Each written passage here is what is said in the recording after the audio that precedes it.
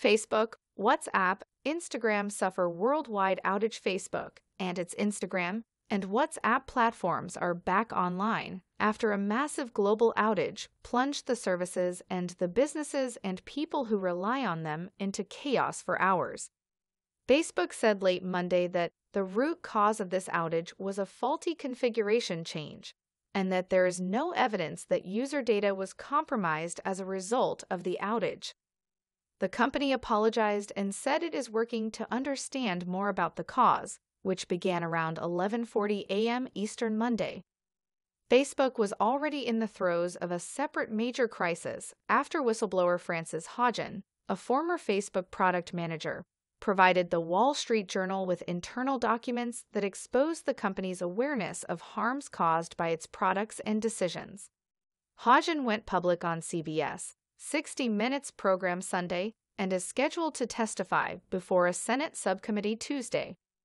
Haugen had also anonymously filed complaints with federal law enforcement alleging Facebook's own research shows how it magnifies hate and misinformation and leads to increased polarization. It also showed that the company was aware that Instagram can harm teenage girls' mental health. The journal stories, called The Facebook Files, painted a picture of a company focused on growth and its own interests over the public good. Facebook has tried to play down their impact. Nick Clegg, the company's vice president of policy and public affairs, wrote to Facebook employees in a memo Friday that social media has had a big impact on society in recent years, and Facebook is often a place where much of this debate plays out. The outage didn't exactly bolster Facebook's argument that its size and clout provide important benefits for the world. London-based internet monitoring firm NetBlocks noted that the company's plans to integrate the technology behind its platforms announced in 2019 had raised concerns about the risks of such a move. While such centralization gives the company a unified view of users' internet usage habits, NetBlocks said it also makes the services vulnerable to single points of failure.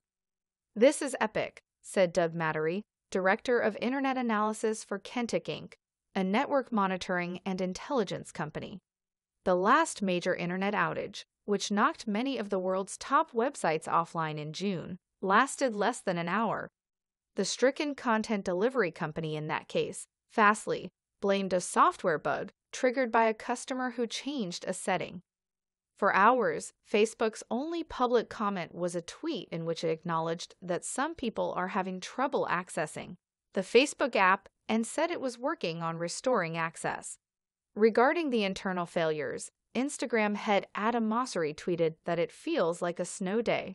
Mike Schroeder, Facebook's outgoing chief technology officer, later tweeted sincere apologies. In Monday night's statement, Facebook blamed changes on routers that coordinate network traffic between data centers. The company said the changes interrupted the communication, which had a cascading effect on the way our data centers communicate, bringing our services to a halt. There was no evidence as of Monday afternoon that malicious activity was involved. Matthew Prince, CEO of the internet infrastructure provider Cloudflare, tweeted that nothing we're seeing related to the Facebook services outage suggests it was an attack. Facebook did not respond to messages for comment about the attack or the possibility of malicious activity. While much of Facebook's workforce is still working remotely, there were reports that employees at work on the company's Menlo Park, California, campus had trouble entering buildings because the outage had rendered their security badges useless. But the impact was far worse for multitudes of Facebook's nearly 3 billion users, showing just how much the world has come to rely on it and its properties to run businesses, connect with online communities, log on to multiple other websites, and even order food. It also showed that despite the presence of Twitter, Telegram, Signal, TikTok, Snapchat, and a bevy of other platforms, nothing can easily replace the social network that over the past 17 years has effectively evolved into critical infrastructure. The outage came the same day Facebook asked a federal judge that a revised antitrust complaint against it by the Federal Trade Commission be dismissed because it faces vigorous competition from other services.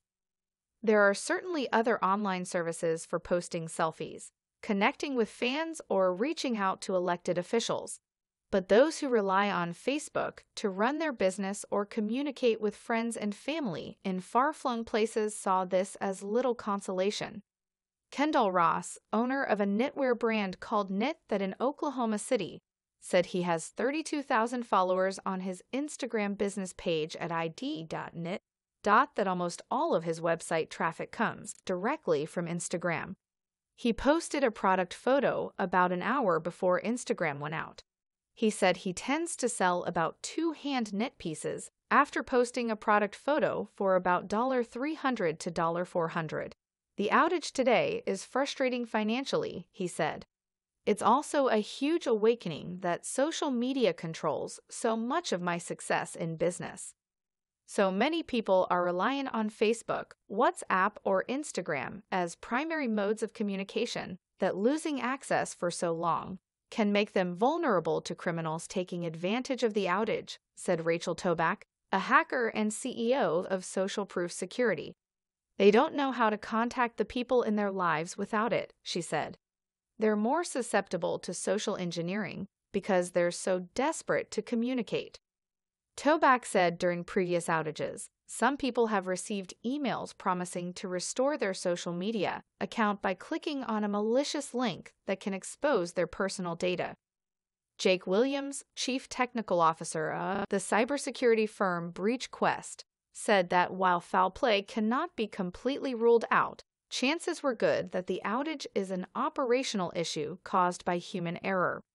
What it boils down to, running a large, even by internet standards, distributed system is very hard, even for the very best, tweeted Columbia University computer scientist Ivan Belivin. Twitter, meanwhile, chimed in from the company's main account on its service, posting "Hello literally everyone," as jokes and memes about the Facebook outage flooded the platform. Later, as an unverified screenshot, suggesting that the Facebook.com address was for sale circulated, Twitter CEO Jack Dorsey tweeted, "How much per editor's note?" This story was reported by the Associated Press and posted online by NPR. Facebook is among NPR financial supporters. After a bad day, Facebook suffers major outage tracking site Down Detector logged tens of thousands of reports for each of the services. Facebook's own site would not load at all. Instagram and WhatsApp were accessible, but could not load new content or send messages. The outage came amid mounting difficulties for the company. At a Senate hearing on Sept.